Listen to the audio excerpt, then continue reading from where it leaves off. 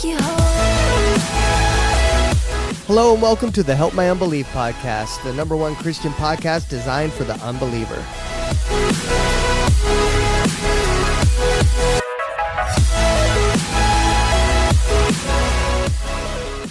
Sup, dude?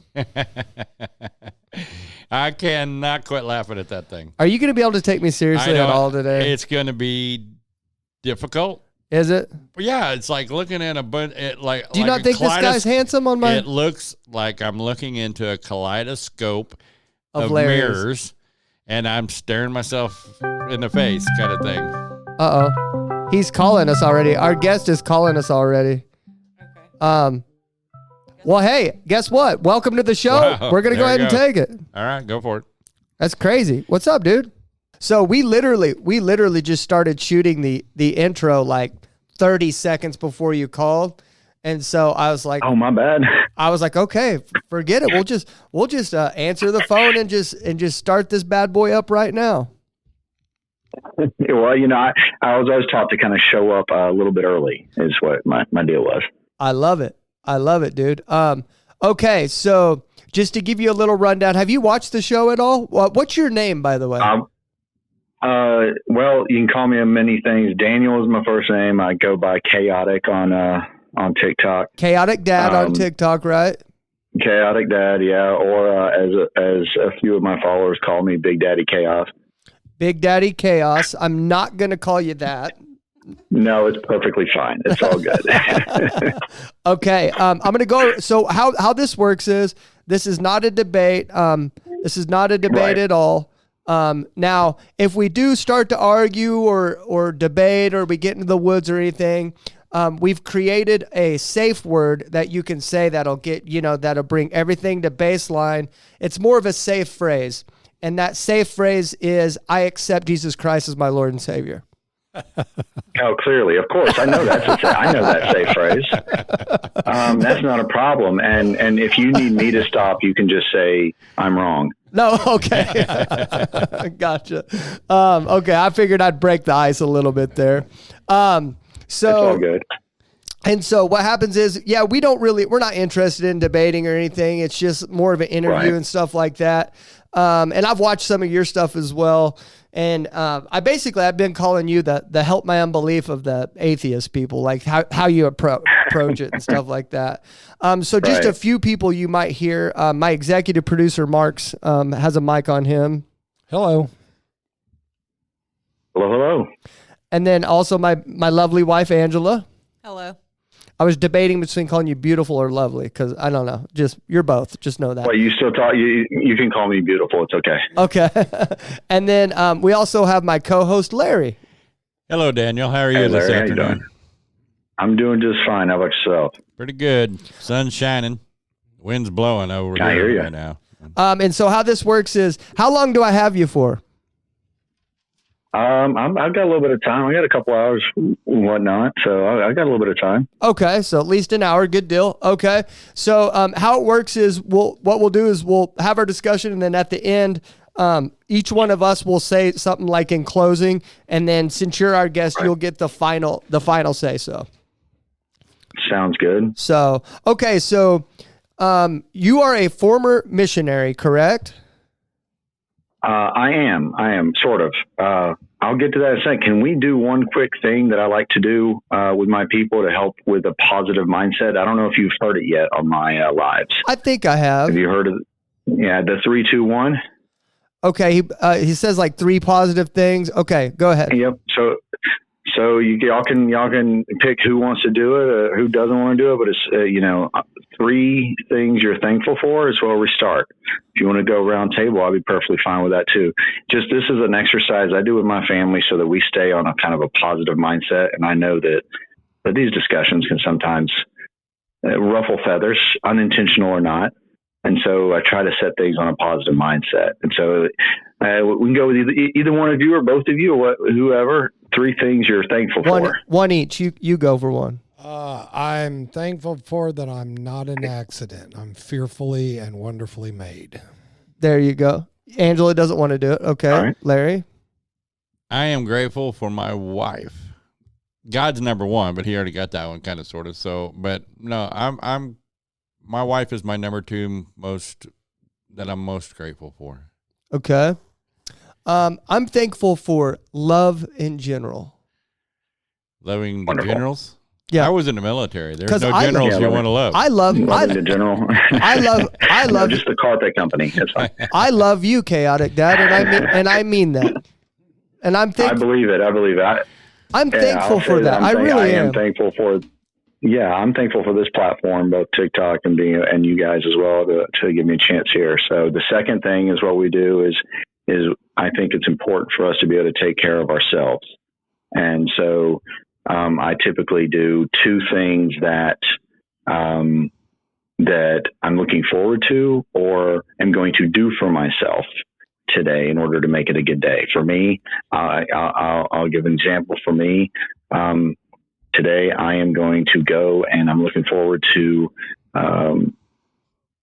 having a birthday dinner with my in-laws.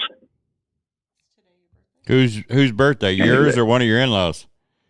One of my in-laws, and so I'm looking forward to like celebrating that because just coming together brings me joy. Coming together with family. Good family time. Okay. Right. So something we're looking forward to today. I'm looking forward to talking to my daughter about her track meet today and how she's improved. Awesome. Anybody else? Yeah, I mean, Anybody else? Any other takers? I am thankful that I got to spend some time in the Word this morning. Amen. Okay. Right. So that sets you up for a positive outlook for the day. Perfect. Yeah. There you go. Yeah, and there again, I can also say my wife, because each morning we start our day with prayer and we dedicate our day to the Lord. What do they call that? You're a simp, Larry. You're a simp. A simp? Yeah. I'm a simple person. Yeah. What does that mean? Well, not exactly. No. That's you're simping for somebody. It's not necessarily a bad thing, and not. depending on the context. But yeah, It's like a social media thing where they say that if you're like head over heels for somebody, but like I am head over heels in love with my wife. But and it's almost we're coming like up on our You're 9th definitely anniversary. it's almost like a shot though that they take. Like if a guy's like in love with a girl and they call him a simp, it means like he's acting outside of his character to try to impress this girl and stuff like that. Like, No, I'm not acting outside my character. Yeah. I got her. We've been together for 14 years. Like we're married 9. So. A simp act would be like, let's say I go and get a girl 6 roses, right? And then she let's say she sets them on fire or whatever and acts like she doesn't care about them. And then I go get her 6 more roses because she ruined that's like just kind of that's like a simp act. So your definition of a simp is a complete idiot. So in the middle of all this positive stuff, what happened? I feel like negativity. Oh yeah, sorry. No. So this is where we bring it back, and Okay. the final step. The final step is 3, 2, 1. The final step is what's one thing that you can think of that you can do today to help somebody have a good day, whether it's just put a smile on their face or whatever. I actually did that today. Are you gonna say you shared the Lord with somebody? I did. Okay. Was that what you were gonna say? That was one of the things that I did today. Yeah. Okay. And to me, we don't necessarily have to share the Lord with our voice and our words. We can share the Lord with our action and deed. But Sure, fruits of the Spirit. yeah, I got up this morning, and one of my things this morning was meeting one of my friends, older lady, and I had to meet her at Home Depot. She was buying some stuff, and she needed me to take her. I didn't actually take her; I met her there, but I had to push her around in a wheelchair, or I needed to push her around in a wheelchair. And then we got everything purchased, and then I loaded it up and sent her to her house, and we got a day scheduled for me to go put the stuff in that we bought. Amen. I can go Perfect. I can go back after this podcast is over and apologize to my wife for kind of having a bad attitude about my backyard fence that I paid a couple of $1,000s to have erected and that somebody didn't do correctly. And so I was kind of storming around all upset about that this morning. So, But we already addressed that yesterday. well, Hey, yeah, I love it though. I love it. I'm glad I'm not the only That's guy all right. that That's all right. acts Yeah, a no, fool to his wife No, sometimes. I told him, I said, we got to set a time so I can come over there and fix that for him. no, but he should fix it. I agree. Get me I started. agree with you completely, but I got your back on it, okay? Do we need I think right, me so and yeah. Mark needs a punching bag. Yeah.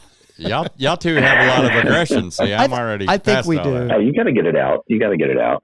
Nah, Yeah. Yeah, I- I mean, so this is an exercise. Like I said, it's just something that oftentimes when we come into these approaches and I try to prepare my people on lives to, as y'all know, on social media, we get so much negativity and so much attack, and sometimes it's easy to fall into those traps. And so these positive approach, but at the beginning of the day, sets it up so that even when we have the noise, hopefully we still have the right mindset.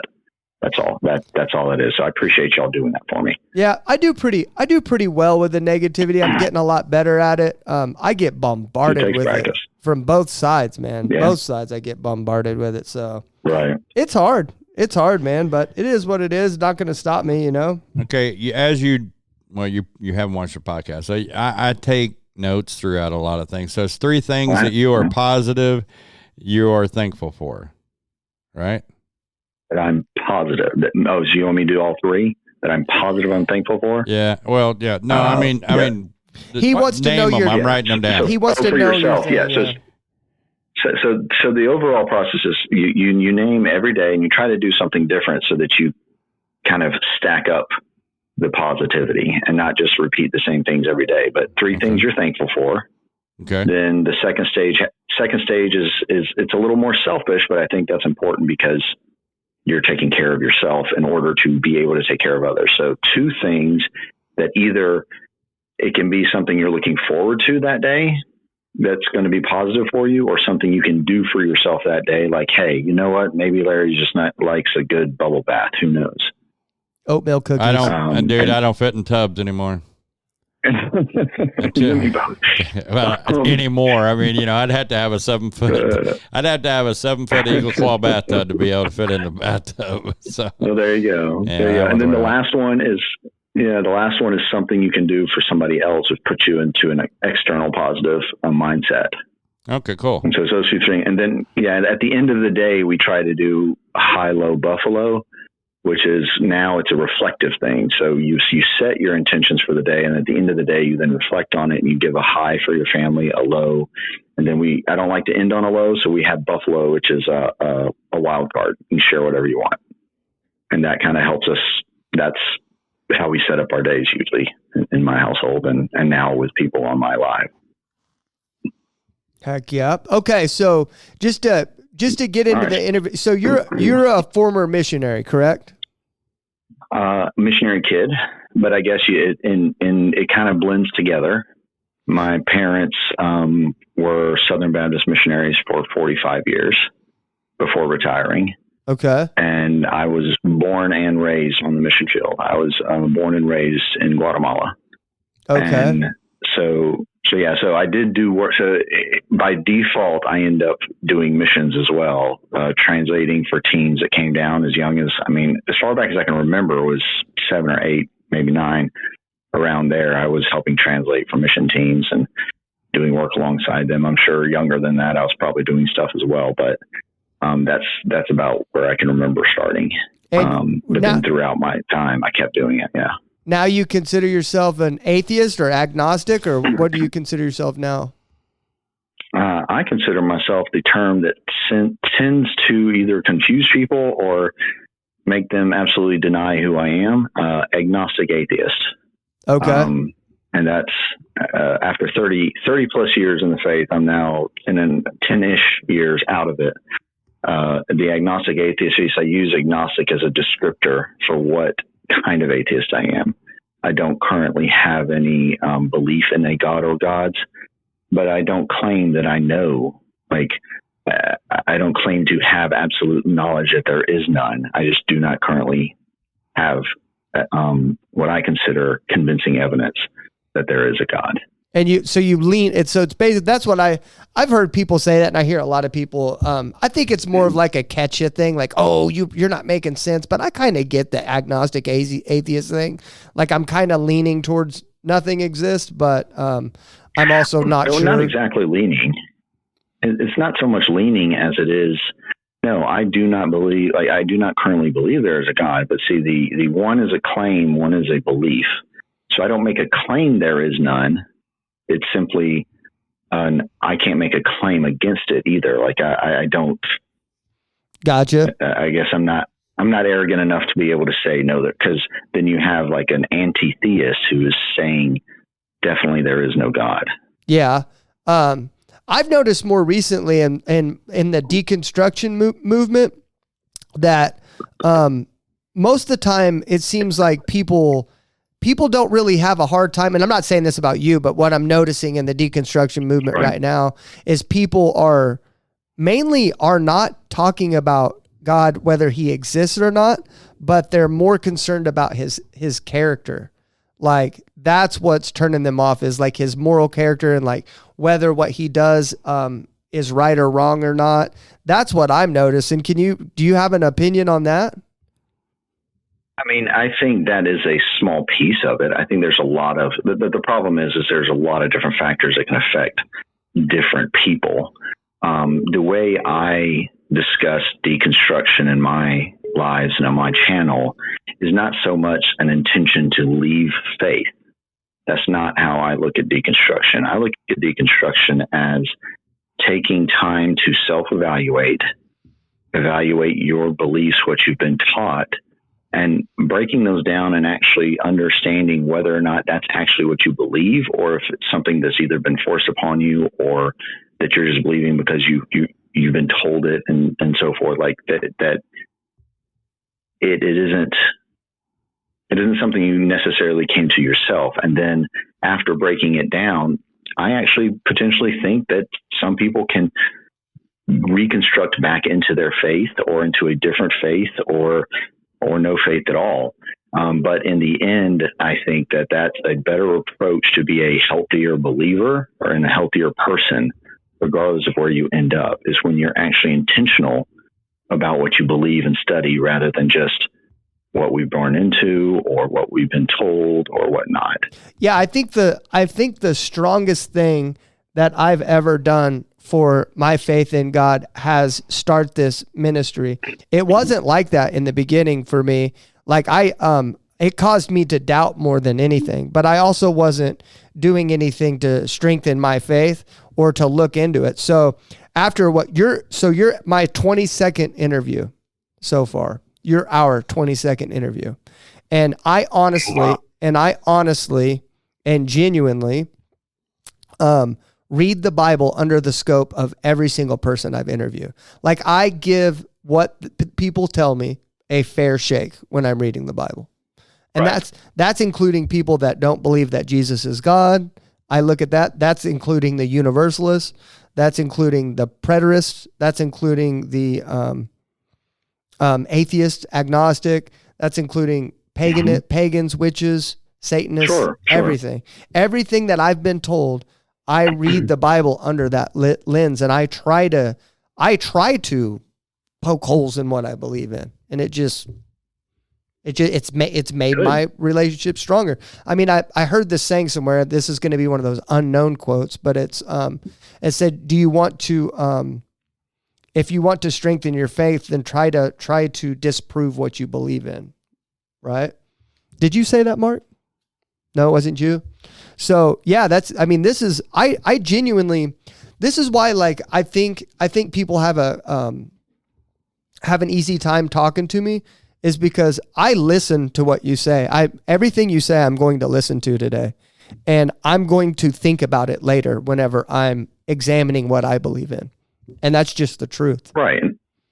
And that's all I ever ask for of anybody, honestly. And because really my platform is supposed to be a safe space, not to convert people, not to, minister to them, so to speak, but to allow them that place to discover themselves, to find support in what they believe. And yeah, we get some cases where they just want to come in and convince me, and I actually cut that off because that they start to take away that safe space. But I think we're in the same boat there, where we want to provide that listening ear and stuff, and let them come to whatever belief they want to, and feel is right to them. And again, I actually, well, a little bit more background on my missionary part is that I come from a very loving and wonderful mission family. I didn't deconstruct because I had a bad experience.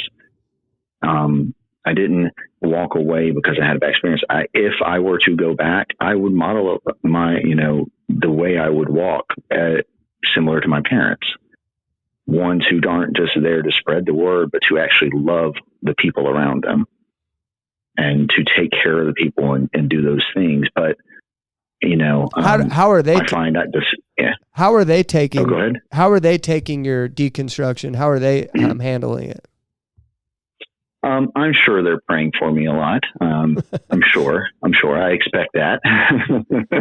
But they're wonderful people, and they trust me, and they love me, and they have taught me to think for myself and expect me to decide on my own, and don't expect me to believe falsely, like just to do it for the sake of doing it. And so I think they respect the fact that I don't come to these beliefs lightly. I have discussions with my mom every now and then, mainly over like instant messenger or something, that we do have these theological discussions back and forth, the political discussions, but then we respect each other's opinion and so forth. And then she makes me a good pound cake. Yeah. And then we're good. There you, so what, I mean, just me sitting here thinking, if you were a Christian for that long and you were literally a child of a missionary and involved in mission, there's probably not any hidden verses in the Bible that you're going to circle around to that's going to convince you, and you're not practicing any spiritual experiences. Do you see anything that could possibly, do you see a scenario that could lead you back to God? And if so, what would that be? Well, that's the thing, is I'm at the stage where I am very comfortable with where I've ended up. I have reconstructed to the point where the things that I would see as negative part of my belief, or negative, or things that I just can't reconcile, I'm okay with now. As far as what would bring me back, I couldn't tell you, honestly, because we each have a different level of convincing. And yeah, you're right. I've read the Bible in multiple versions. I've read it in Spanish, a little bit in Swahili back in the day. I mean, so yeah, there's probably not any secret verse that might surprise me. But I'm kind of at the stage where if there is a God, it's up to that God to reveal themselves to me. Cause I did the work for those 30 plus ish years and could not have been any more dedicated and sincere about it. So genuine. I'm sorry. What is your definition of showing you a sign? I mean, a sign, or again, what would it take to convince you know that there is a God that loves you, since you did all the work? I mean, I don't know. That's the thing. I have seen so many things and supposedly witnessed things from potential demon possession and exorcism to speaking in tongues, potential healings, that even though, and I look back, there was no actual proof it was a God, and I could associate other things to it. So honestly, my honest answer is I don't know. But if there was an all-powerful, all-knowing being that knows my heart, knows my mind, who created me, they would know what it would take to convince me. One of the things that I can say convinced me was the change in me. The fact that I don't like people, and now I love people. That in itself, I didn't have time for people. I didn't want to mess with people. I was rude to people. I was mean to people. And now, I mean, like, I'm a greeter here at the church, and I love to make people feel welcome here. And just in It's that, wonderful. and I mean, there's many, many, many other things that came with my change, but that in itself, I think that's the only way that we can actually reflect on whether or not that is true, is the changes in ourselves. And what you're saying, because I was raised Pentecostal, and then I chose later on in life to move away from, at 18, you get out from underneath your mom's wing, so you run hard and you run fast. Mm-hmm. But my mom was, ladies auxiliary, and we weren't missionaries, but we did a lot of work in the church and with other churches and stuff. So I mean, I kind of grew up doing that, but not in another country. You know what I mean? Right. My brother joins the Peace Corps, goes to Ecuador for 4 years, and then he comes back not believing in God. He wasn't a missionary, but he was in Ecuador. That's Kevin. We interviewed him actually. I don't know how that works. I don't understand that. That after being raised and being around those things, I never lost my belief in God Himself. I never once thought, well, I think now nobody created this, because I can't. What about you, Chaotic? I don't necessarily say nobody creates it. I don't necessarily say nobody creates it. I say I don't know. As we discover more and more. What do you think? What do you think it was that caused you to like? What do you think the catalyst was for you to like say I'm done? Do you remember your I'm done moment? So no, not exactly, because this is why I say 30-ish years of faith and 10-ish years of deconstruction, because those ish years right in the middle, and I can't give an exact timeline. Were those years where I still kind of leaned there, but still kind of was like actually kind of breaking apart those beliefs. And so I don't have a specific event or whatnot, which is, I understand for a lot of people, it's confusing because they expect a certain event. No. For, they were, well, I don't mean, from the people I've talked to on lives, and I'm not speaking for you, but they ask, when's the event? What's this? And for a lot of people, there is. I was thinking after I asked that question, I started to kind of break down my thought process with after I asked that question, and like I kind of put myself in your shoes, and what would it take for me to deconstruct, right? Because I've been a Christian for a really long time. I'm obviously a minister right now, and so there's not going to be one moment that would stop me, because I have, right. I mean, I would be a liar if I didn't tell you that I don't have doubts probably almost every day, sure. Right?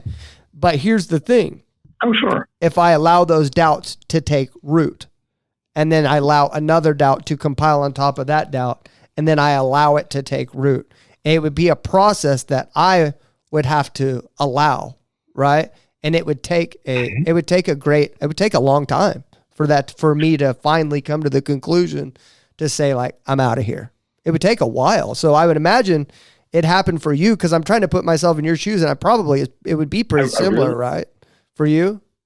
To a point, but I mean, it's not necessarily just doubt. It was more study, more just kind of analyzing where I was, looking back and reflecting on the things that I went through growing up, the things I learned. And I mean, I can tell you the longer into the time of becoming a father actually started to, I guess that might, if I had to put something on it, the more experience I got as a father, the less I reconcile with how things lined up in the Bible and with that God. That's just one small piece of it. Why is that? Help me understand that.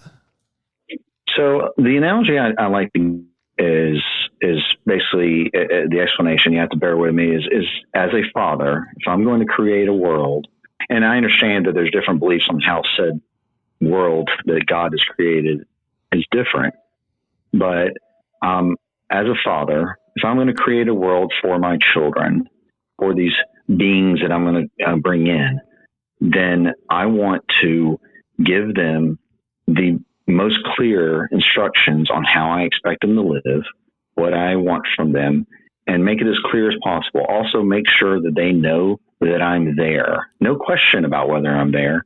Know that I'm there for them, that I love them, and all of that. And now, from there, I want to make sure I then educate and take care of them, make sure they have a loving home. When it's time for them to move out to college or go out on their own for a little while, I have done everything I can to make sure they know I'm there and present and love them.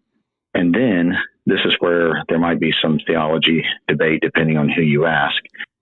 I can create two different places that are identical, two heavens, so to speak. And one has me in it, the other one does not. And then when it's time for them to come home, if I have done my job for clear instruction and love, I would hope that they would pick to come back to me. If they don't, that's their decision, and they can go back to that other house where I'm not present, but not burn for eternity just because they didn't pick me, but rather have a pure decision. And if they choose to come back to me, I know it is a genuine and pure decision to come to me because they know I love them and everything, rather than there ever being a question of, was it because they felt coerced? Is it because of fear? Is it whatever? But that analogy has several different levels. For example, the education piece we have within the Baptist faith alone. Forget any other denomination or whatever else. Within the Baptist alone, there isn't agreement on many things biblically. I know Baptists who don't think there's a hell at all. I know some that says there definitely is, some that say Jesus wiped away all our sins regardless of whether there's a hell, like, universalism. Yeah. So there's a lot of confusion.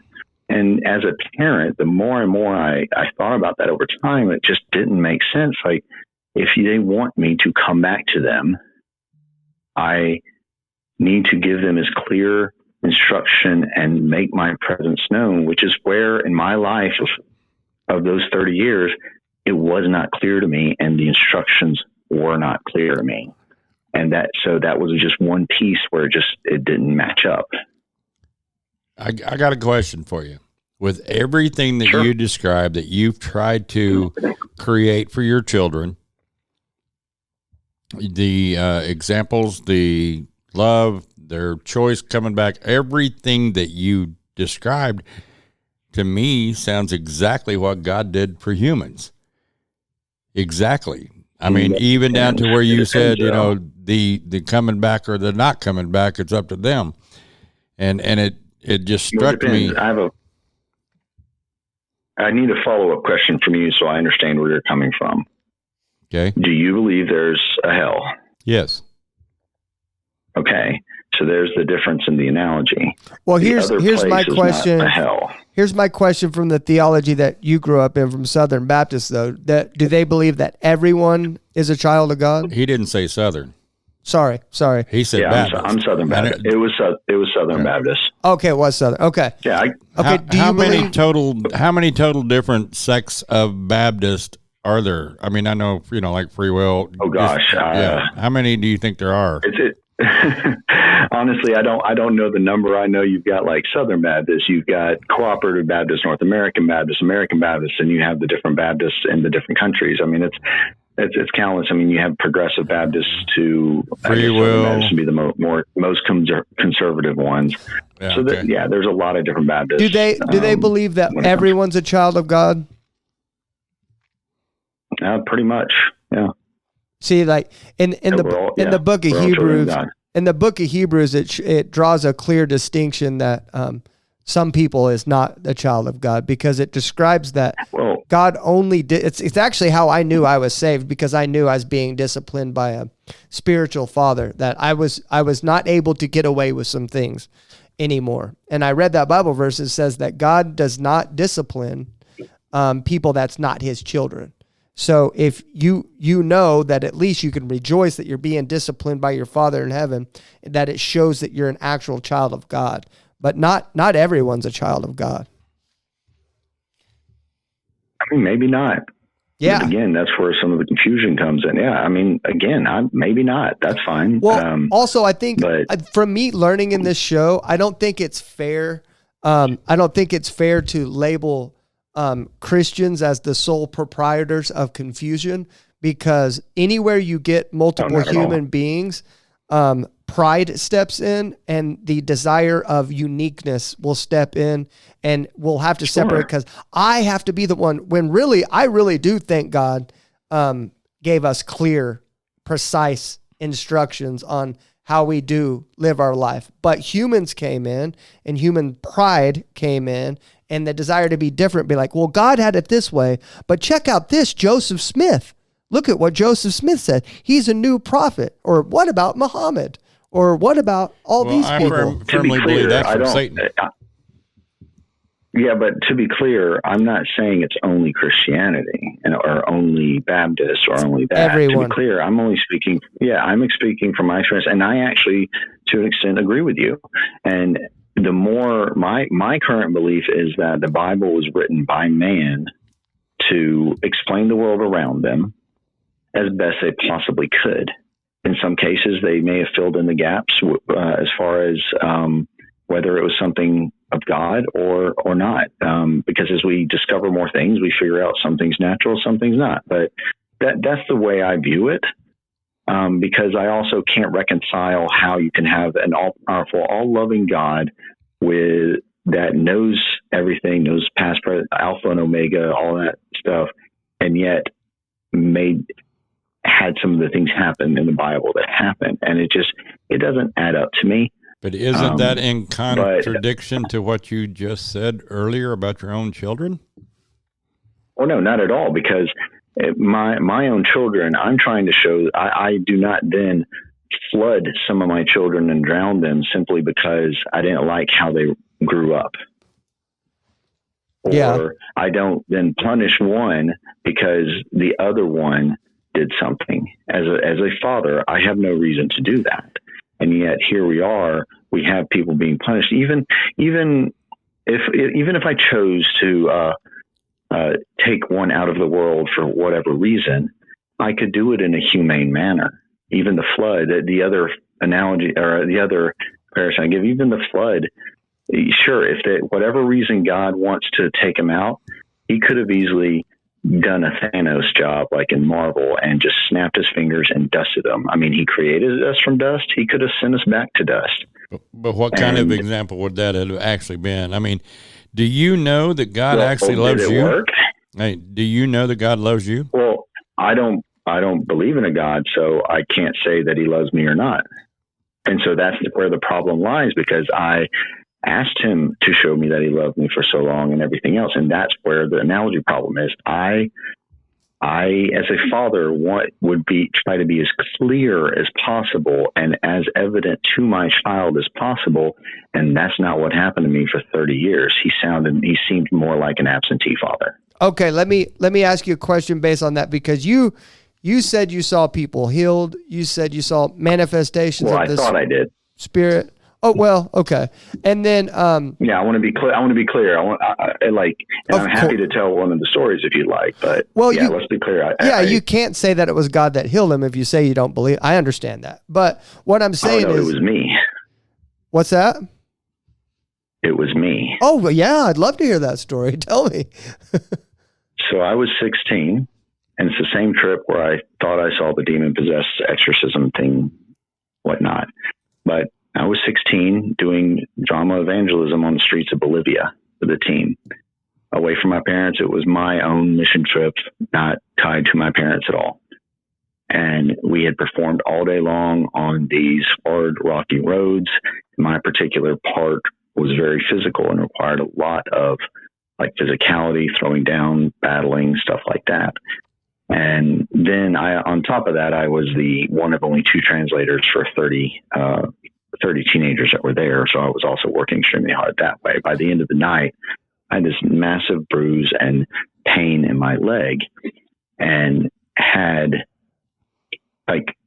got close to our rooms and could not then make it in any further. And many of the kids came over and started praying over me, putting their hands on me and stuff like that. And I felt this little sensation or whatnot and warmth and then felt the energy and was able to then make it back into my room thinking, hey, oh, wow, I'm healed and whatnot. Now I was 16. I didn't quite understand many things. And when I look back at it, I also remember that the next day I still woke up sore.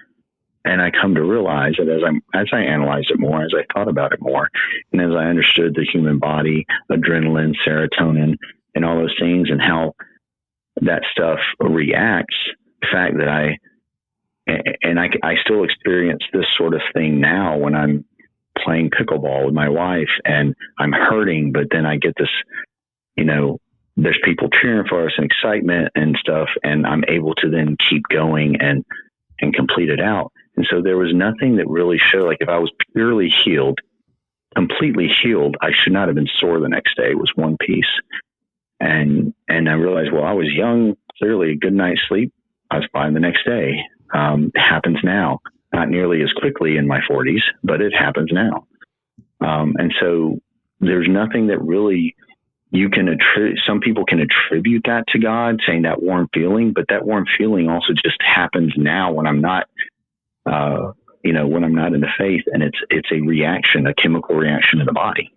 And I just can't associate with it that it was actually God. Well, there is a Bible verse that says that he blesses like both sides of the fence. Like while you're on earth, you do get to experience, because the omnipresence of God, you do get to experience like some of his presence. I mean, we wouldn't be taking a breath at all if it wasn't for him. So, well, that's your belief. Well, according to what we believe, of course. Normally I'm pretty good at speaking that way, but cause like I said, I'm in order for you to entertain my belief that, I want to talk in a respectful manner towards you, but so as far as so you've said you've seen many people healed. You believe all of those are coincidences? No, I didn't. If I misspoke, I said I saw many things, one of them being the healing. And you think all those, you don't have a hard time in your mind? Like, okay, just all the things, like whether healings or not, but like all the things that you would normally see, like manifestation of the Spirit, healings, speaking in tongues, stuff like that. You look back at that now and you think like all those people were faking or... So the speaking in tongues, yeah, I think that one was faking, definitely. It was...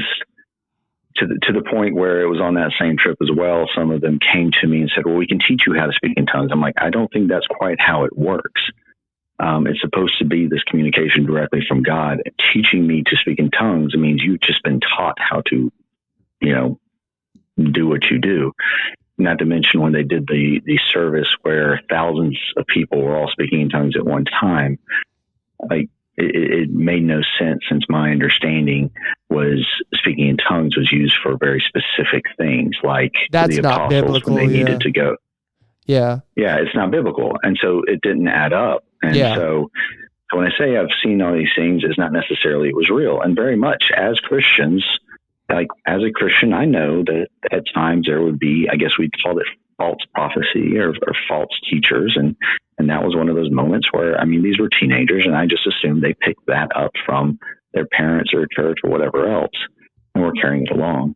The other things, like, again, at those times, I did attribute it to God. At those times, that's what I saw. At the same time, it was what I was primed for. Yeah. And with a young mind, that is what I was primed to see, primed to automatically do. And even with so interesting that even with the demon possession thing that I thought I saw, there was never any concrete evidence on it, but there was even this one kid that during the exorcism portion of this particular service, he came and sat next to me, and he had told me he saw angels. Well, oddly enough, he showed up on my live the other day and was like, "Hey, is this Daniel from Teen Mania?" I was like, "Yeah." Like, "This is Bruce." I was like, "Bruce, oh my gosh." And I asked him about that, and he said it wasn't really anything he saw. He had just kind of felt something, and and associate it. But he, you know, as a confirmation bias, he had been told his whole life he saw angels, and so he claimed it. He is now also atheist. I think people lying and manufacturing stuff like that really does cause some people to fall away, and it's not. I think that's not okay. Like I'll tell you a story about. That's the thing.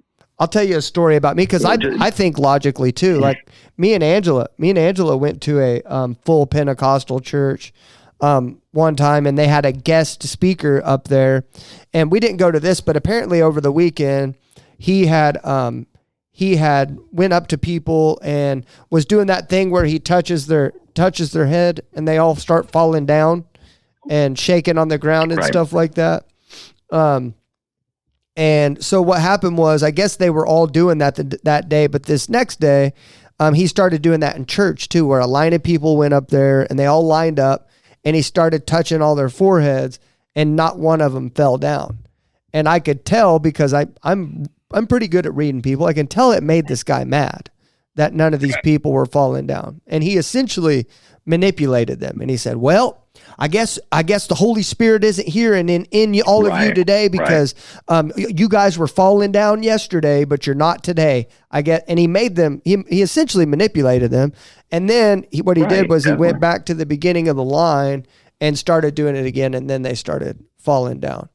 And I think I don't think that's okay. I agree with you that I think believers trying to manufacture things to make them feel comfortable because it makes them feel better. I think that's okay. That's why I'm very careful when I tell my my followers on my platform, my visions and stuff like that, because I want to make sure it's not something that I'm manufacturing myself. I want to make sure that it's from God, if that makes sense, because that bothers me too. It really does bother me too.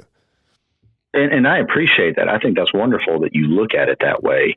And that's what I speak about on my lives is and in my videos. It's like we each have our own experience and see things differently. And in some cases, I'm not going to denounce that you had visions or whatever your experience is. I think that's great. And if that's where it leads you, that's wonderful. It's just not the experience I've had. And you can imagine, as I look back on these things and I have a guy who says he saw angels now claims it was a lie, you can imagine that my brain's like, well, was the rest of it a lie? Yeah. You know, that particular instance with the demon possession, it was this guy who followed us around that whole day, and he kind of sat in the back of the crowd, and two of the leaders talked about, well, we sense a presence from him. We sense this. And as a 16-year-old who's already primed for this, like, I'm going to just go along with it. And then they have this guy who claims to see angels. So I'm going to go along with it. Can I tell you how I settled on this whole thing? Because I think exactly like you, but here's how I settled on it. And this is why I believe that I can logically come to the conclusion what I believe in is true, at least for myself, because I think of that too, right? I'm thinking, okay, well, a lot of these people are faking it, right? So here's what I think though. Like literally every single person on the planet can be faking their spiritual experiences except for one. Sure. And if only one person is not faking it and it's real, then it's true. then the Christianity is true. That's the way I look at it. Like, well, only one person. Which one? Well, yeah, that's what I'm saying. But does it matter which one it is? And that's the way I look at it. I'm like, somebody's got to be telling the truth. Well, going by that logic, though, then you have to look outside of Christianity, because you have many people from other faiths that claim miraculous things as well. Similar with near-death experiences, we don't hear it just from Christianity. You hear it from other beliefs and other faiths that they've had this near-death experience and they've seen something in the afterlife, and they come back and they tell people and so forth and so on. And again, this is something that none of us can confirm. So to your point, maybe there's one, but which religion, which faith, which God that claims these sort of things? I want to tell you where I get stuck. I want to tell you about a vision I had the other night. And you can think I'm weird or whatever, but this is the absolute truth. Oh, it's okay.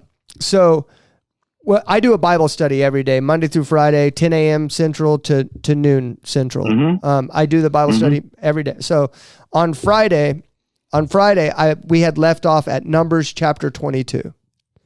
And on Monday, we were going to start back off at Numbers chapter 22. So on Sunday night, I woke up in the middle of the night, and I heard God say to me, I heard him say, the spear of Phineas. And then I saw a vision of two spears that were crossed like an X. And I was like, okay. I was like, God, I don't know what that means. I was like, I'm going to go back to sleep and I'll deal with this tomorrow. He said, no, write it down. Well, instead of writing it down, I Googled it. I Googled it right then. I just rolled over. I grabbed my phone. So you're disobeying right off the bat. I'm just kidding. Yeah. I mean, I'm going to be honest with you. I'm just giving you a hard time. Like, I'm an everything but that Christian. Does that make sense? Like, I'll do everything. I'll do everything God tells me to do, but that. I hear you. So instead of speaking to the rock, you struck it with a staff, right? Yeah, or I kicked it with my foot, and God's like, well, didn't Meatloaf sing a song? I'll do anything for love, but I won't do that. I mean, I'll do anything for a donut, but well, I used to be a cop, so we can't go there. I had to denounce donuts. But anyway, so I looked up the spear of Phineas, and by the way, to my knowledge, I've never heard about the spear of Phineas, and it's actually just a small passage in the Bible in Numbers chapter 25, where it talks about this guy named Phineas, where God had sent a plague on the people of Israel because they were worshiping another god, Baal, I think what it was, and this Phineas guy basically speared these two people to death that were creating this rebellion in the Israel, created this false god that all the Israelites were worshiping. And so as a result of Phineas's zeal for the Lord, then God stopped the plague. So I don't know. I'm going to be honest with you.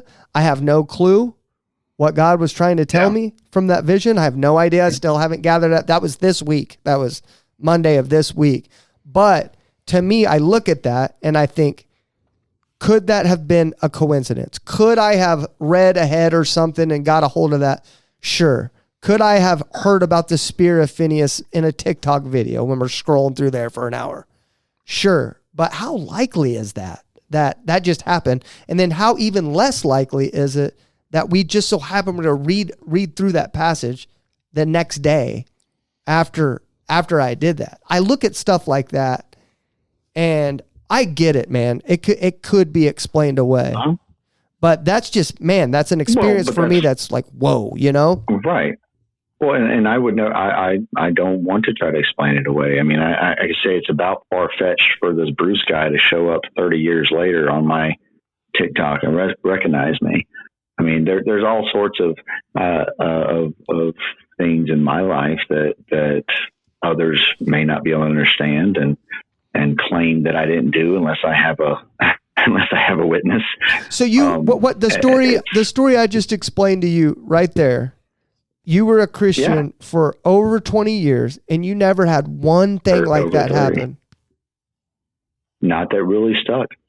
That I did not have a reason for later on. I thought it was at the time, but now even sitting back and trying to look back, I can't say that I had one that was definitive. One that definitively convinced me.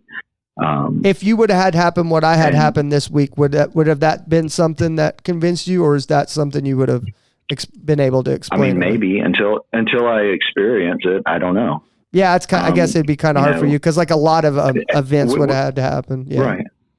Well, which is why I don't denounce your experience. Is that I don't know. I can't analyze it to say you heard it from somebody else on TikTok, like you said, which I'm impressed is only an hour because I'm an addict. But oh no, it's definitely under exaggerating to make myself look better. I feel you. Well, what my wife and I do is so we don't tell people we spend so much time on TikTok. We say, quote unquote, we read about it somewhere. When we're like, oh yeah, this interesting fact, we read about it. We It's our code word for we saw it on TikTok. And you've got your reading glasses just gently resting on the tip of your nose, so you look smart. Exactly. Now you're describing exactly what my dad would look like if he did this. That's awesome. Hey, Larry, continue this conversation with him for a second. I've got to go to the bathroom. Okay, continue on. Don't run him off, please. Oh, it's hard to run me off. I'm kidding. It's all right. It's all right. No, let's go back to let's circle back around to the question that you asked me about whether or not I believed in hell. Well, real quick, your personal experience. You talked about how it changed you.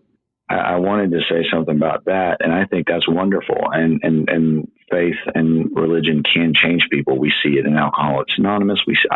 One of the pastors we work with in Guatemala, that's how they get out of alcoholism, is through their faith. I guess for me, though, the difference for me is I actually feel like I'm a better person now outside of it. But of course, again, I think it's great it worked for you. For me, it was the opposite.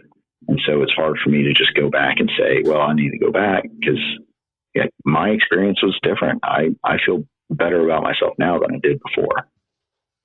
Well, I know that through that time frame, there was a lot of changes in my life.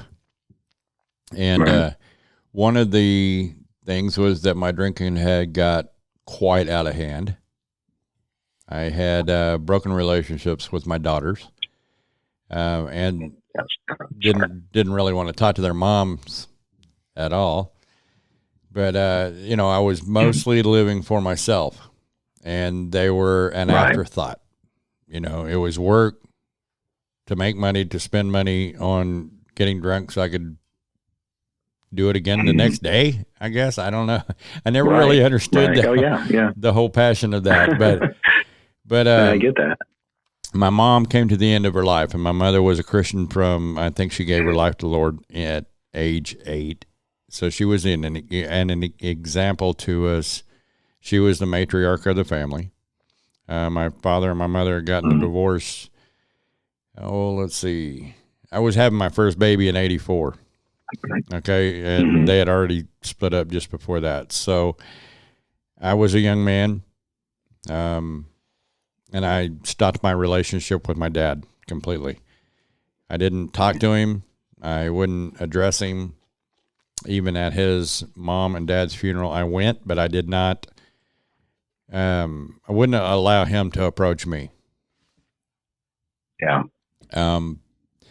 Through the end of my mom's life, she had dementia and Alzheimer's, and never once lost her faith. That example in front of me, and then I've had 2 brothers and 2 sisters, and I only had 1 niece. I have all the kids in the family. Everybody else didn't procreate. Has he been talking this whole time? No, I have not. He has. Okay. So no, he's done very well. I'll give him a good rating on Yelp. Was he, Mark? Was he talking this whole time? Yes. I literally heard him describing his family tree, and I'm like, crap. Yeah, no. I was getting it. Well, the Bible does the genealogy, so I'll tell you that. Oh, I just muscled through that. Yeah, dude. we just went through Leviticus. So, but all of that time frame there without my dad, right? When Mom came to the end of her life, I realized that I had to be the matriarch. I mean, the patriarch, and I had to replace my mom as the matriarch. And that was a stunning moment that all of a sudden everything that I have done is going to come back at me and tenfold, It was a rather frightening moment. And at that same time was when I drove a trash truck at the time, and I clearly remember God telling me to quit smoking. And I did. I talked to him. I understood, because I never lost faith in God. I just didn't live for him.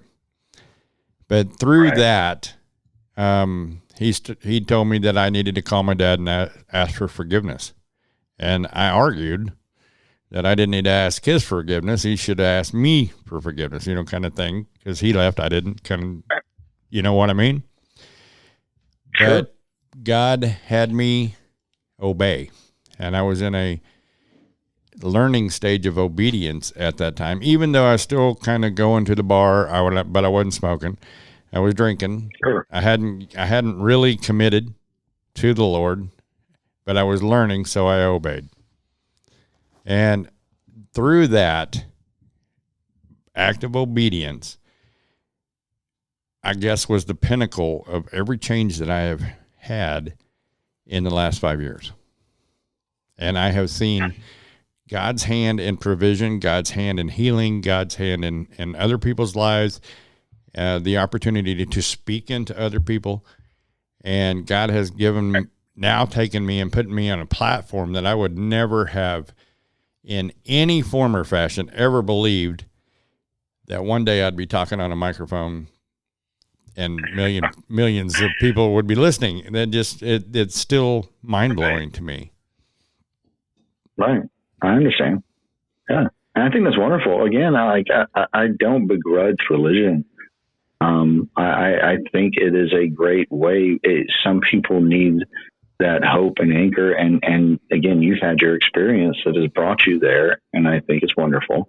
And from what I can tell, both of y'all, and I haven't really talked to Mark or anyone else, but y'all, it feels like a healthier faith, especially it sounds like, even Zach, reconstructing, so to speak, and even you already believing, but then having those experiences that kind of help you re-solidify and rebuild that. Well, my story is like literally, I can say that it was the prodigal son. And when I returned to the Father, and I'm not talking about my dad, but Right. that too, Oh, I get it. that too happened. And we do have a relationship now that is with love and understanding. And he's 85. And, Right. it's kind of amazing to me. But with my relationship with the Lord, I get direction, I get understanding. I make mistakes. He scolds me and or punishes, either way. I mean, I don't think I've ever had any real bad punishment, but my belief has been amplified way more through my understanding of what the Lord has put me through or allowed me to go through. The refiner's fire is one where, nothing feels good about that. Hey, I wanted to show you something. Check this out. Because he can't see. So check it out. One of our listeners sent us I like it. I've got a hoodie with Larry's face on it. It was Skyhawk, wasn't it? Was it Skyhawk? No, it wasn't Eric. And then look at his visor. Look at his visor. See that? Nice. Okay. Yeah. I forgot. I'm gonna close this again. I was like, what happened? problem. What happened? Oh, I wanted to show you that. You're still there. So let me ask you a question. So since you've started your platform, because you have a platform on TikTok, to where you created a safe, like you said earlier, you created a safe space to where believers and unbelievers alike can join together and communicate about what they're going through, essentially. Because I've learned so much since starting this platform that helped my unbelief ministries. Yeah. I've learned a ton. What's the main thing that you can say that you've learned since you've started your platform? I've learned that there has been a lot more people than I originally thought that have struggled with what I struggled with, and who feel alone in what I went through. And I mean, many things I've learned, but that's one of the biggest ones, because for the longest time I felt alone and that no one understood what I was going through.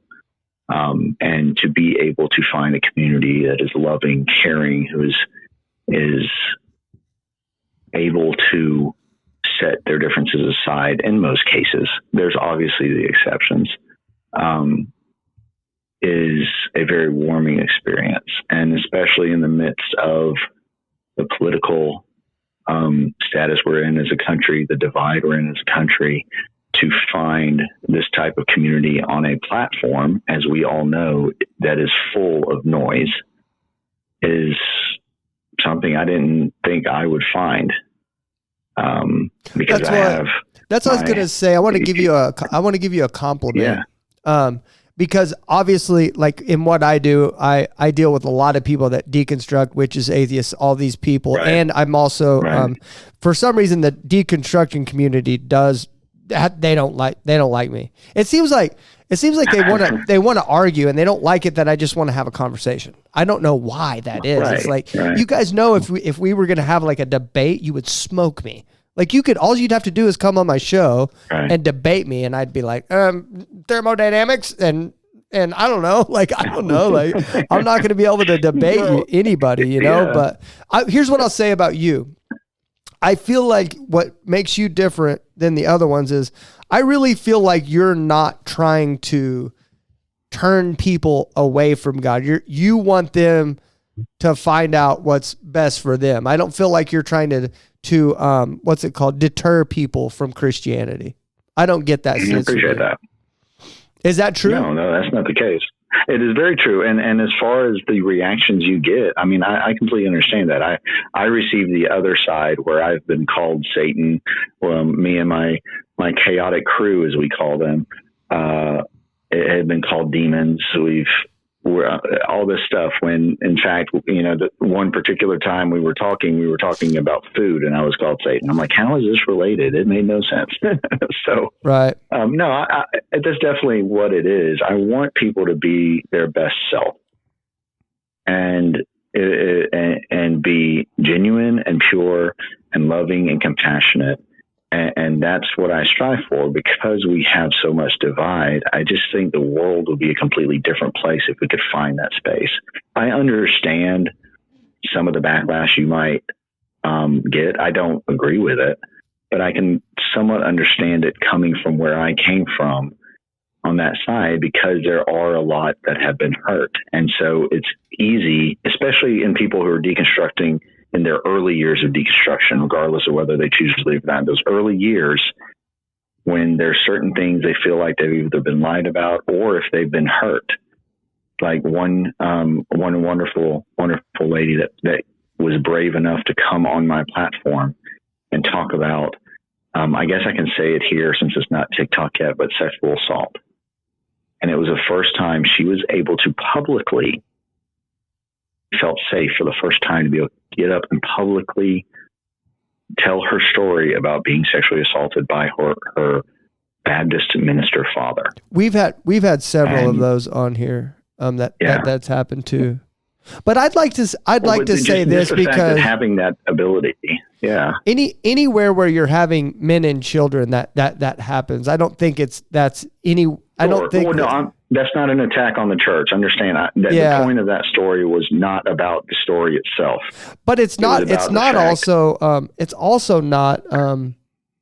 Like from a male preacher in a leadership position. Like, of course, that child is going to have questions about God and that position. You know, they're going to grow up. Of course, they are. That's not. It's not fair for that kid. Yeah. No, and then that's the thing, is it's not about I'm not trying to focus on her situation, but just the general idea that she was hurt in the church. And so there's because there are a lot of atheists that have left. And so now they are going through this period of in some cases feeling betrayed. And so that's why I think you're getting some of that backlash from people. And I don't agree with it. I'm actually, I support you in what you're doing and really do believe you're sincere. And so I don't agree with it. And I will try to call that out if it happens on my channel, that if there are atheists that are speaking that way or whatnot, I try to tame it as much as possible. Unless if somebody comes in kind of asking for it, I'll let the chat handle whatever. But when they're talking to me, we're not gonna play that game. Well, I mainly get, like, from the atheist and atheist, Satanist, whatever community, the unbeliever community. I get mainly antagonistic vibes. Like they put me in the box as the same as the other Christians, and they think that I'm going to react the same way that other Christians do to like they think coming in and saying "Hail Satan" is going to bother me, and it's just. Well, yeah, you and I are in the same boat there, and I think that's when we connected early on. You actually reached out. It was only, I think, maybe my second or third live when you reached out. It was very early on when you asked me to come on, and we're in the same boat, just different coin, different sides of the coin. Because I that's what I get. I get the hate from many Christians who aren't willing to have that discussion and think that I'm just there to convert. And so that, yeah, you and I are we're the same on a different, just with a different platform. Let me ask you a question. And that's it. What if it's true, man? Do you ever sit down and think about that? What if it is true? What if Jesus Christ really is the truth? I mean, maybe, but that's the thing. So there's the concept of Pascal's wager. It's like, what if it's true? Why not believe? I can't force myself to believe, because if I'm doing it just to cover myself because, hey, what if it is true? Then I should believe. I don't think that's a sincere belief. I don't think that then I'm doing it sincerely. And if God is who Christians say he is, then he's going to know what my intent is. And I think intent in your faith is very important, just like intent is with our words. And words are just words, but when you put intent behind it, they change. Belief is a belief, but depending on your intent, it may not be a true belief. And so I can't just force myself to believe it. But at the same time, I also don't think that restricting this almighty, powerful God to just the understanding of a book is fair to that God, because that God is greater than that book. And if he is all loving, and he is my father, and if he's anything like I would be as a father, I would never condemn my kids to hell or any sort of eternal damnation simply because of a finite crime or finite thing that they disappointed me in this world. And so, again, I can't force myself to believe if it's right or not, or what if Allah is right? What if one of the other gods are right? I don't know. But in the end, I don't have control over it. I have control over what I can do now.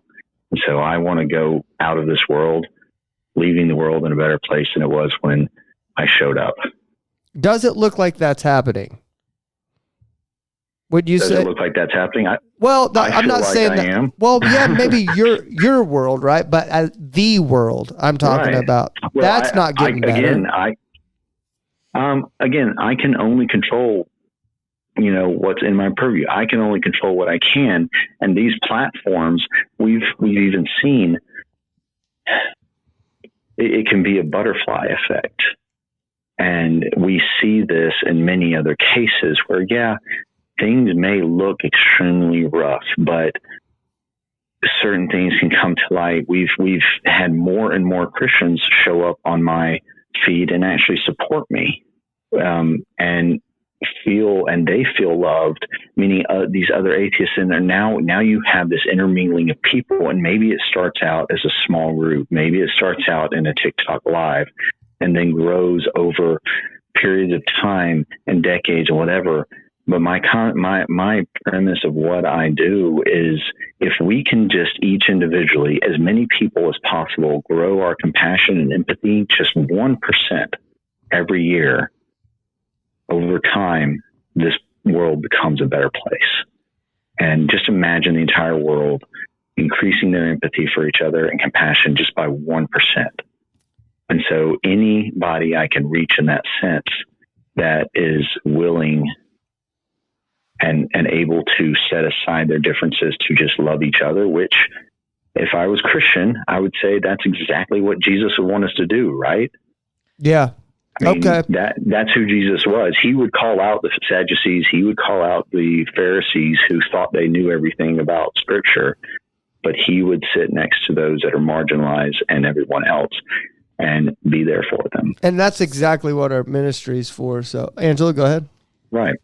So you've been on both sides of the fence. So I was just curious of what happens to you when you die, since you don't believe there's a God and a place to go. I don't know. That's the only question. That's the only answer I can give, because I don't really know. It's not something that I have to. I feel like I have to have a belief in. The only thing I can really believe in now is, or at least accept, is that I have a limited amount of time, and after that, it's out of my control. Whether it's God of the Bible, God of Quran, or God of anybody else, or no God at all. So I have no idea, and so I can just take care of my life now, love, be as kind, share compassion as much as possible now, and enjoy every moment I can. I mean, just getting the chance to go back home to Guatemala last week, a wonderful experience. Getting a chance to travel, meet new people like you guys. So pretty I think there, it's wonderful. man. And so it's wonderful. Yeah. And I thank you guys for, considering I think we have a limited amount of time. I appreciate the fact that you're sharing any of that time with me. Yeah, man. Thank you for sharing it with us as well. So, okay. So we're going to do our rounds like we have. We're at about 120. So, 115 more Sure. over. So we're going to go ahead and do the rounds, because that could take some time sometime. Mark, it's yours. Thanks for talking with us. No problem. Yeah. I mean, I appreciated what you shared, and the thing that I like most about it is you've made your choice, you're comfortable with that, and you're not apostolizing, and I really like the back and forth of not telling each other we're wrong. But Right. I can only speak for myself. You were talking about it sounds like that vital spiritual experience that you've had, a couple in your life that you thought were spiritual experiences, but you've analyzed them and it's told you something different. And it's not my story. My story was, and I liked what you shared about how a lot of people come to Jesus or come back to God through powerlessness of addictions and things that they can't control. They're beyond their own ability to stop. And that's been my situation. I was raised in the church. I bolted like a Larry at 15. I remember one time, the kids, when I was like 12, saying, well, we're not going to talk, or 10, we're not going to talk to you because you're not baptized. And that put a really foul taste in my mouth.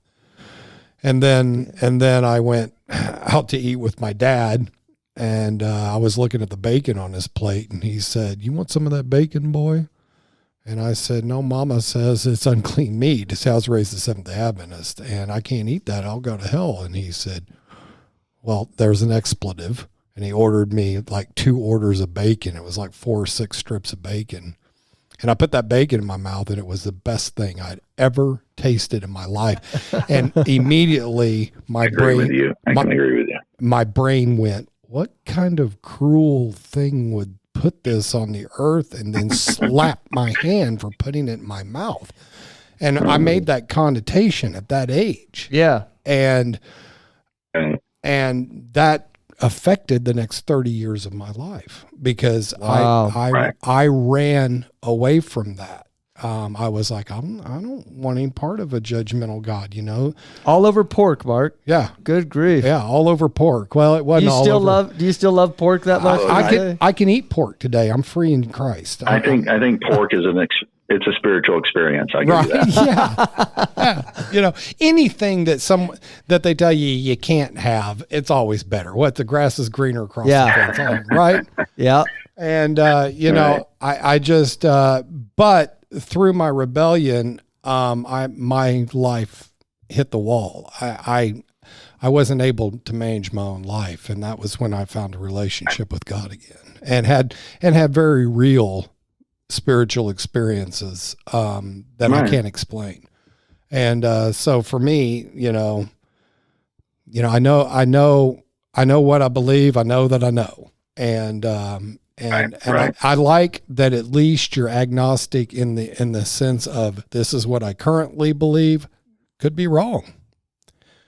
And that means there's a door still open. And, you know, all God needs is a crack, you know.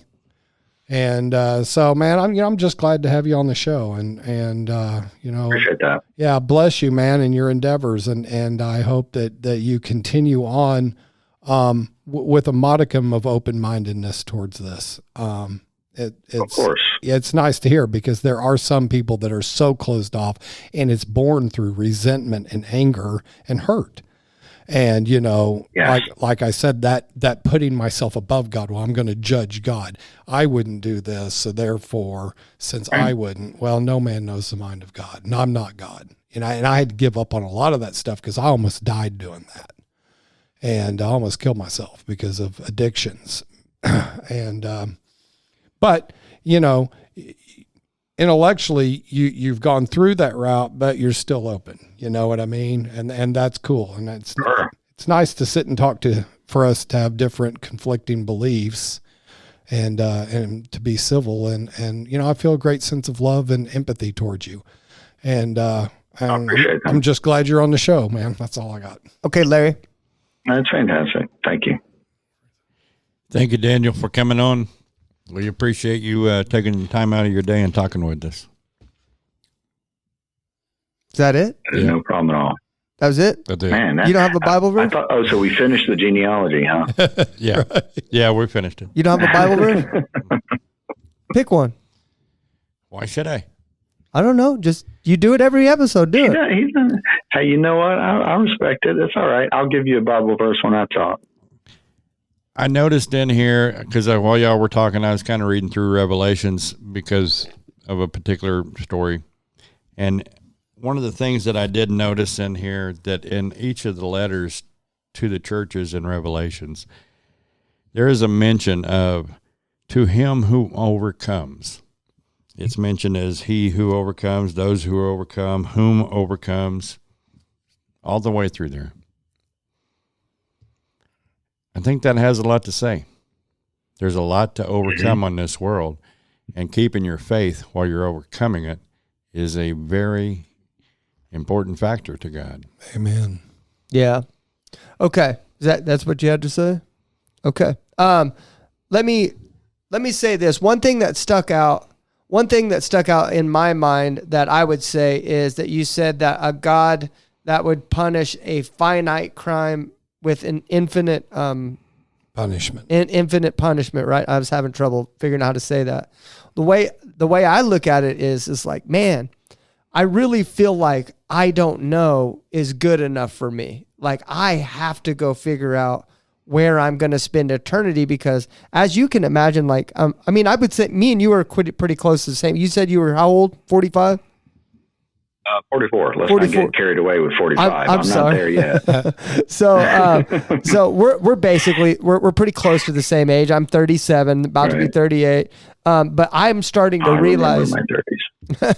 I'm starting to realize how fast life goes by, and it's going faster the older I get. I'm sure that's the same thing for you. By the way, I believe that's like I don't know. That's like, why does that happen for everybody? By the way, it's almost like somebody made that a rule, that your life goes by faster the older you get.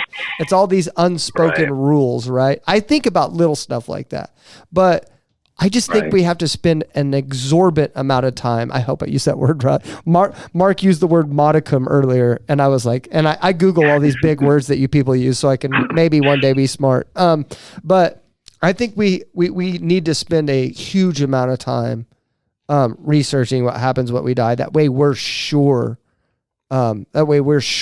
We know what happens, because if what we believe is true, it really is the only thing that matters at the end of the day. And then just to expound on that, did I say that right? Wow, dude, this is killer. Yes. Just to expound on that a little bit, I just want to say that I appreciate the way you approach it. I don't like that you don't believe, and I don't like that there's other people that don't believe, that that feel like they have to go to you to talk about it. I'm glad you're there, because I know you're going to approach people with love. But I wish that people that were dealing with doubts felt like they could go to the church, but for some reason they can't. And I hope that maybe us at Help My Unbelief can get to the point to where we could be a place to where unbelievers go. That way we can help people's doubts and help people question that and stuff like that. Because it is very sad that the church, and I believe there is some people that take offense way too far, but I also do think that there is some accountability that needs to be taken by the church. And we had our pastor on, one of our pastors on last week, and he even mentioned about the church needing to take some responsibility of how they failed humanity in the 70s and 80s and in the 90s. And, so I do believe that the church does need to take some accountability, and I believe that they're going to have to answer for it. But maybe we can be some change for that. But yeah, I think I'm going to see you around more. And if you ever just need to talk to somebody, then I'm here, and not about God or anything else. Just about other things as well. And I wish you well in your journey, brother. And the floor is yours. Thank you. So I'll go ahead and give you one of my verses I used to cling on to. I believe it's Proverbs 14:10. Each heart knows its own bitterness, and no one else can share its joy. And one of the things I would take away from that is that, one, whether I believe in the Bible or not, I believe it could still potentially have lessons that we can learn. Just like with great power comes great responsibility, from chapter 2 of my Bible of Spider-Man. But with that verse, it's important for us as a whole, as a society, as we move forward with each other, to be able to understand that, we are not one that can know truly what another person has gone through, whether it's a revelation of God, whether it's, a personal physical experience or anything. And so we cannot even understand the bitterness. We can't understand their joy. And that's something that I had to come to grasp with a long time ago. To give another brief story about my upbringing, my dad at age 9 knew he was going to be a pastor. At age 11, that had been upgraded to being a missionary. And that's exactly what he was. And throughout my life, I had heard this story. I'd heard everybody around me that they, received a calling. They received this, they got this revelation, they got that revelation. And, I had to come to terms that I now as an adult, that I can't base my feelings off of things that I can't understand from other people. And therefore, as much as I would love to be able to take everybody at their word for whatever it is they say they experienced to learn about God, including hearing somebody on TikTok tell me they saw an entire limb grow back, Deadpool style, without any actually evidence of it.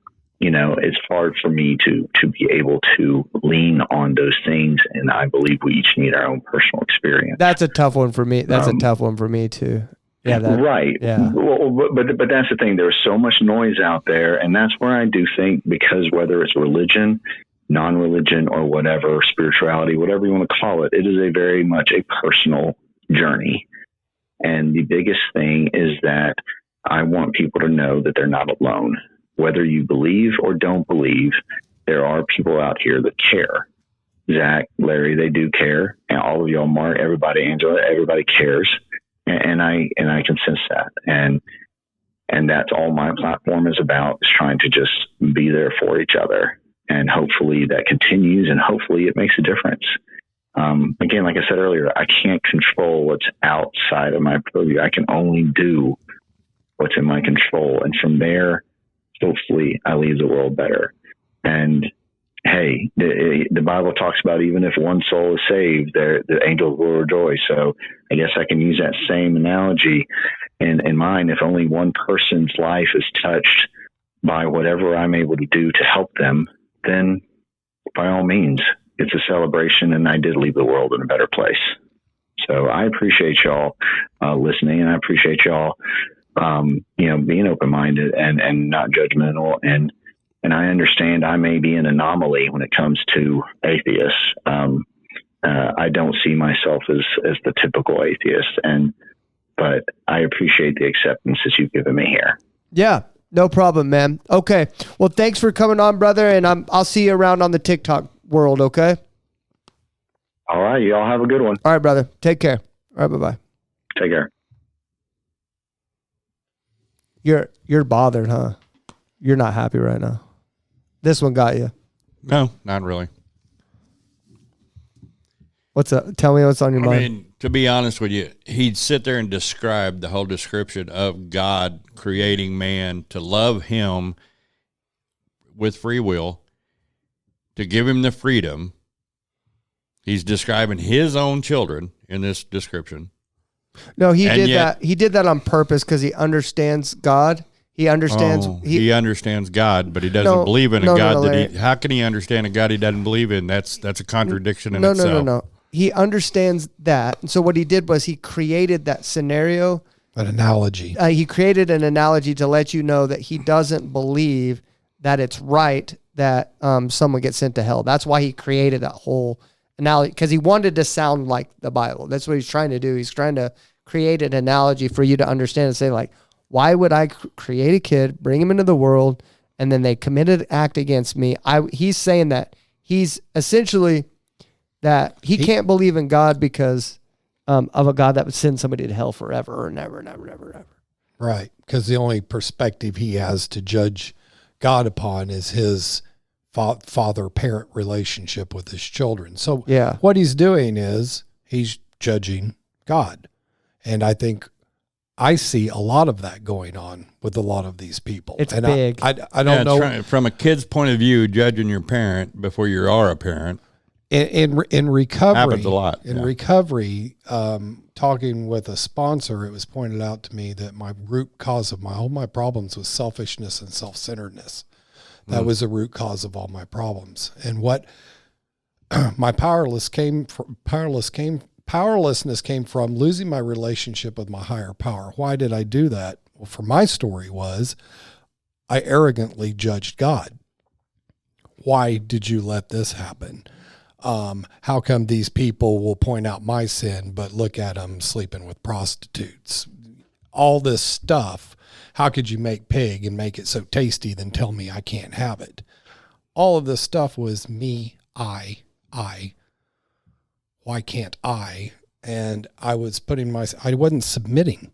And, I liked what you said, Larry, about those who persevere. Well, persevere how? Well, in submission to my God and my Lord, and fearing God. It talks about in the Bible getting right-sized. And that's the sadness of what I heard from him was he's very large and he's put himself above God and has judged God to be incompatible with him. And he doesn't want him as a Lord and Savior. And that's tragic. It makes me sad. There's this deconstruction girl on the internet, and I saw a video of her today, and it was always just assumed that she was atheist. And someone said something in a comment. She was like, they were like, oh, you just do this because you don't believe it. She goes, oh, no. I never said I don't believe in your God. I just think he's an a-hole or whatever. And then was just like basically talking about this and saying like, and what does the Bible say? To work your salvation out with fear and trembling. Yeah, there's a reason for that. I also liked what Larry said, and it had to go along with what I said earlier. It's like, I doubt, like, I would say I doubt every day. Like, I have doubts every single day. And that's the thing. You got to take that thought captive. Right. You've got to test it against the word of God, and you've got to hold that true every day. I couldn't get to his point without several, I would imagine, years of like allowing those doubts to set in, take root, and then dancing with the doubt. Yeah. I would have to but then there would have to be a root cause of why I would have to do that. Like, why would I even entertain that? So that's the thing is like, I mean, what we're talking about here is spiritual warfare, and what a great illustration of what happens if you don't have the armor of God. That's what I wish I would have told him is like you do realize that you're not thinking about the enemy. that was in there. You've got to fight him. It's not something that God does for you. God does fight your battles, right? But here lately, it seems like a lot of people are having the doubts and having the issues, and we know that it's spiritual warfare, but at the same time, they're blind.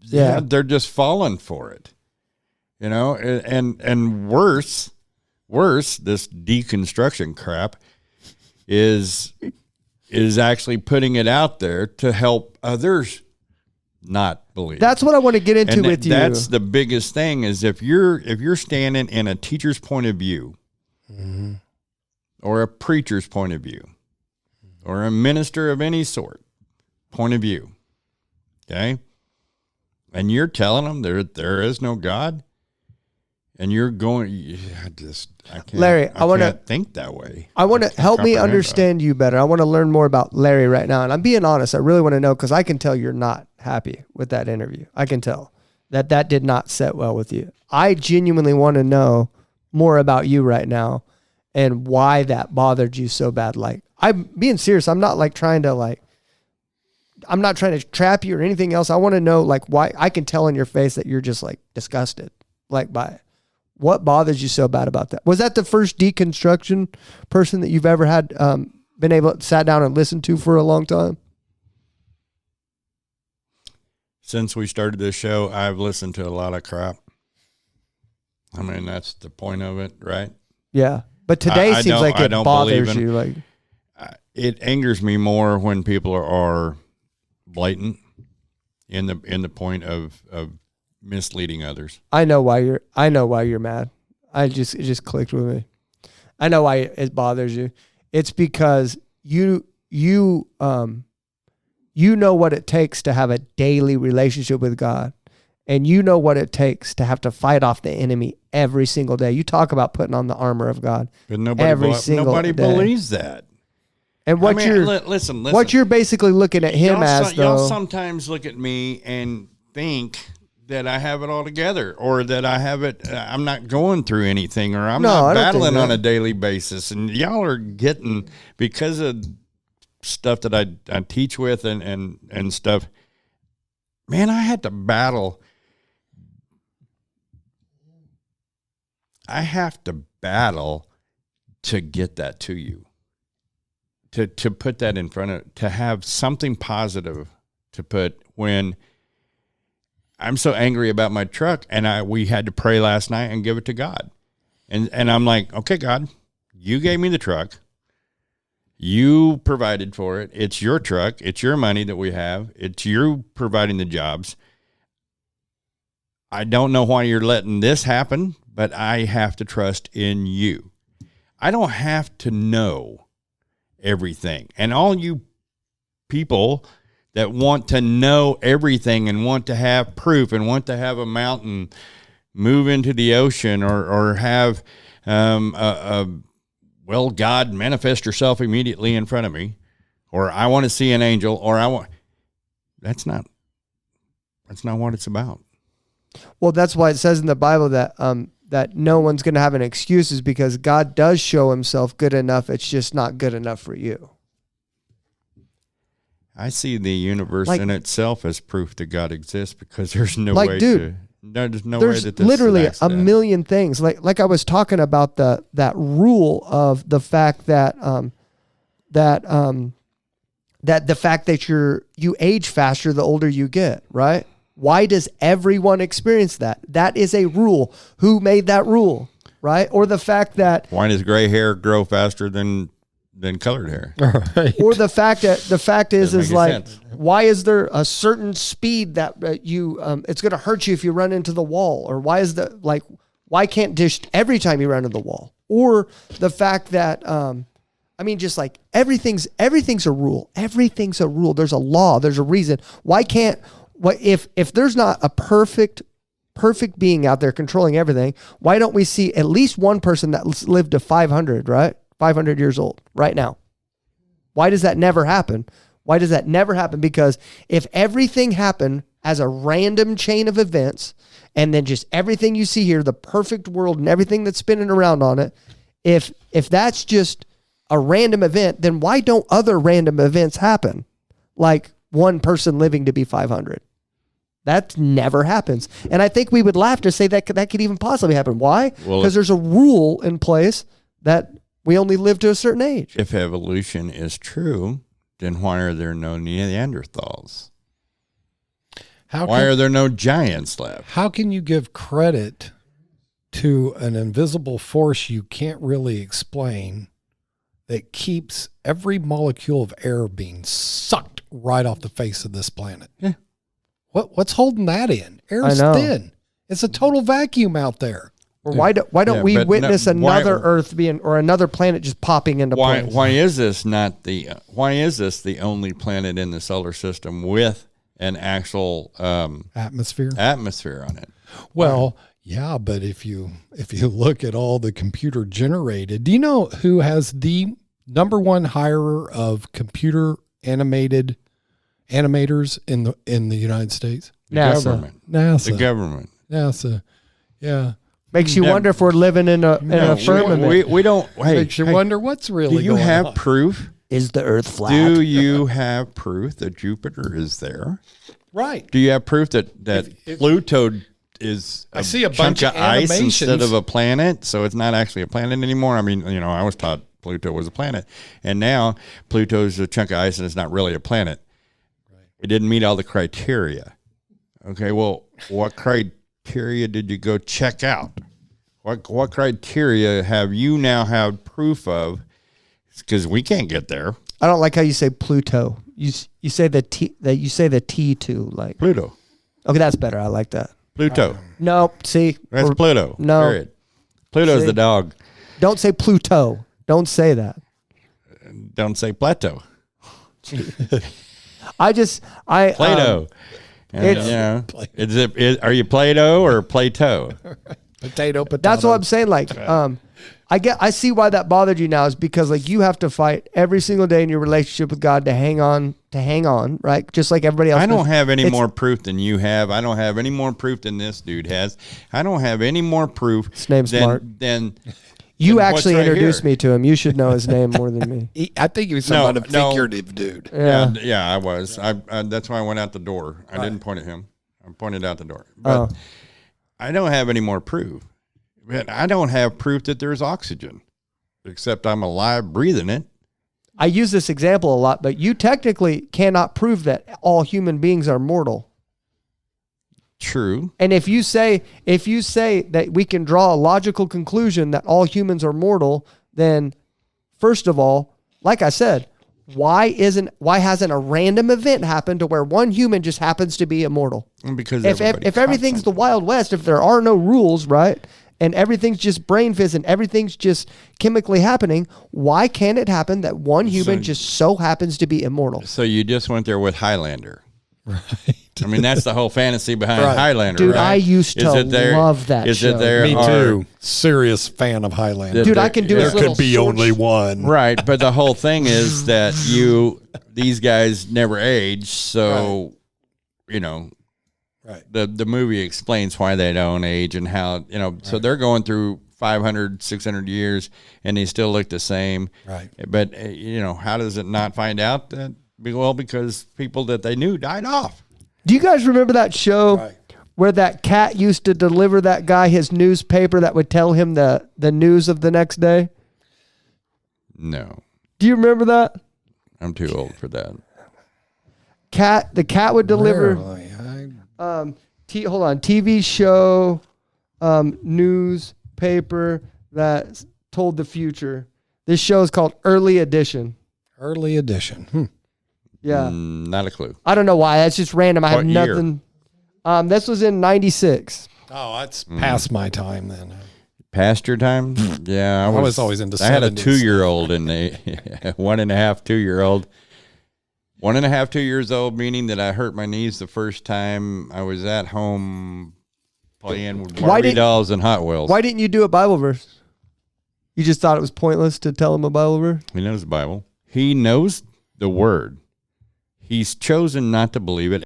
Right. He's chosen to get on a public platform and help other people through it. Now, I do like that he loves people, but you know what?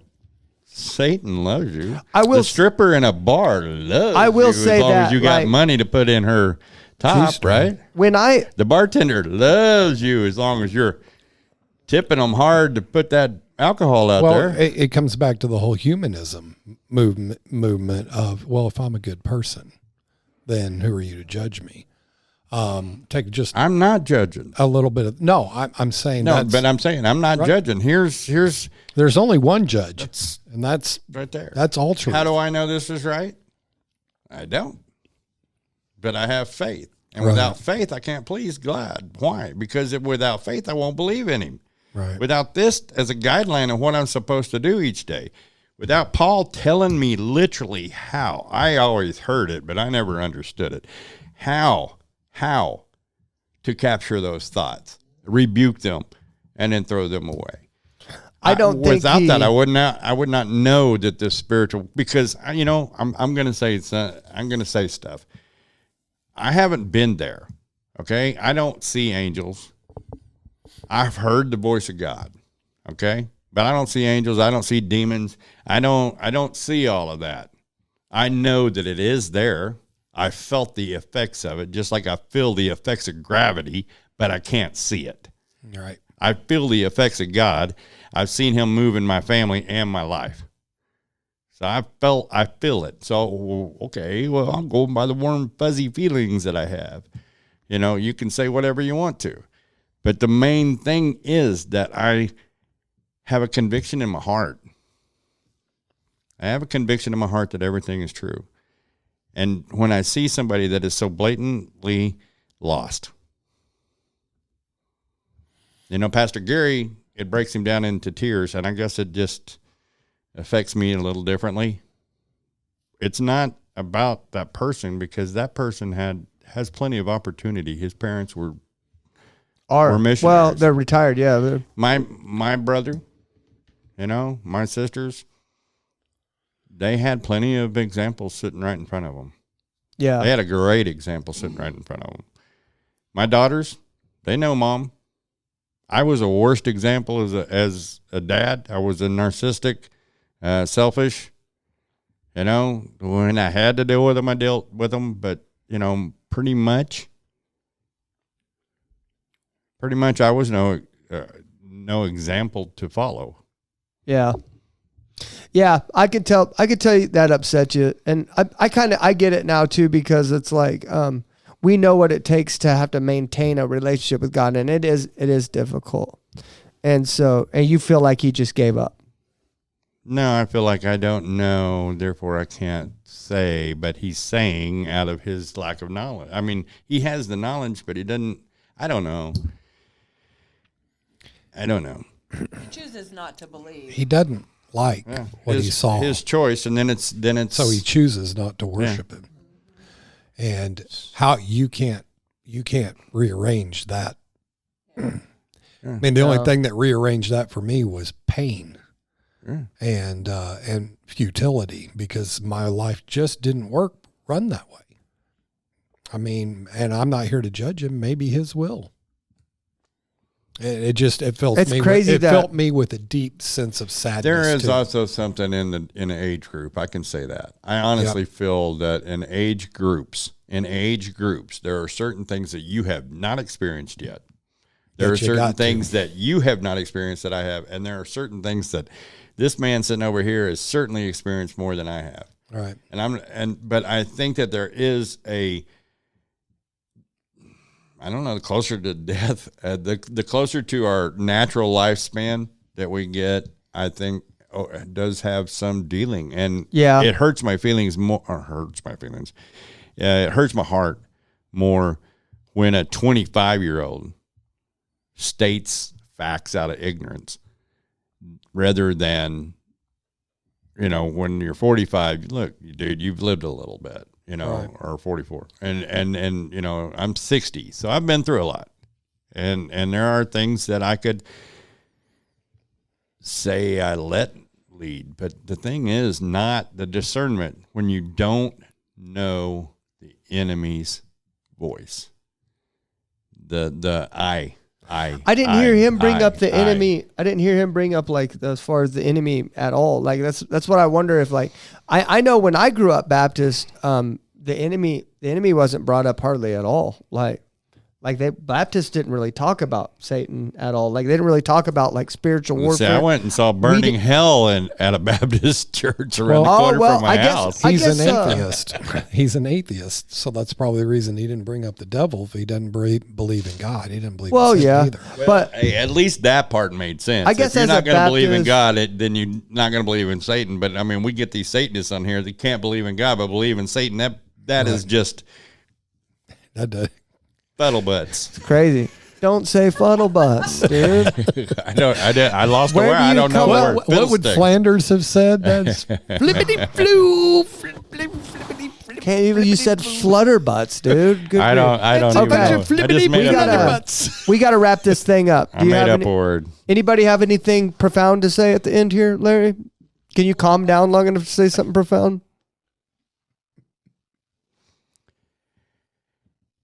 Hebrews 1 or 11:1. Okay? Hebrews 11:1. Faith is believing in things that you cannot see and the hope that they exist. And when you can't phantom that, then you have no hope. And when you have no hope, what's the point?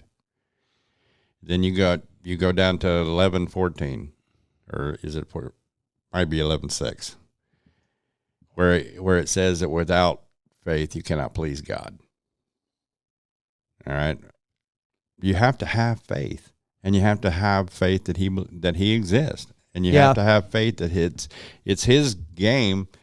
If I invented a game and told you the rules to play it, or you lose your character, well, you'll believe me because you're going to lose your character. But at the same time, this is God's plan.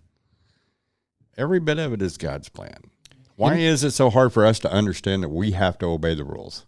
Well, because all the game makers are making you get more than one life. You get to re-up over and over and over again. Yep, and we don't in this one. So all the game players are dissatisfied with Eternals. No, you only get one, buddy. Got a point. You only got one, and it's the eternal one, and that's what all this is about. Yeah. But this is life. This isn't a game. And right. and we have cheapened down that to the point. That's where I had a hard time with where he saw all those miracles, he saw all those the manifestation of the Spirit and stuff like that. And if you look at that from a logical standpoint, even if you're having real trouble believing it, the only one of them has to be true for it all to be true. But look not in every experience, right? But just for Christianity to be true, only one has to be true. Go back to just simply, I mean, when I was raised as a kid, if Bugs Bunny shot Daffy Duck with a shotgun and his head spun around and Daffy Duck died, right? But Daffy Duck didn't die. No, he took out his beak, which was just over here. It was over here. Right. We knew that wasn't real. Right. Okay? We knew that and we knew that when John Wayne got shot, he was coming back in the next movie. Right. Okay? That was it. We knew that. These people today, they don't know that. They think that's how life is completely. And it's not. We're the only thing with a finality. You know? Yeah. Well, scary, man. Yeah. Well, I say that, but then animals don't. Either it is it is final. It's not a pet cemetery out there. That's the thing about hell. They're like, well, they talk about it being a second death. Talk about hell being a second death, and then heaven being eternal life, right? And it's like, well, you're not really dead if you're suffering for eternity. It's like this: you're dead, spiritual. You're dead to everyone else but you. Everyone else is as far as everyone else goes, you're dead. The thing is, except for you, you're not dead. We keep comparing physical life to eternal life, and we compare physical death to eternal death. And even though the words are similar, they're not the same action. Yeah. Lord have mercy. Okay, let's wrap it up. Okay, thank you guys for watching. We appreciate you. Don't forget, if you're listening all the way to the end, leave a comment, or go to, if you're on Apple, leave a review for us. We would love that. Thank you. Okay. Thank you for watching. We are out. I'll take you home. Thank you so much for listening to the Help My Unbelief podcast. Please don't forget to like, share, and subscribe. And more importantly, tune in every Tuesday at 9 a.m. for new episodes.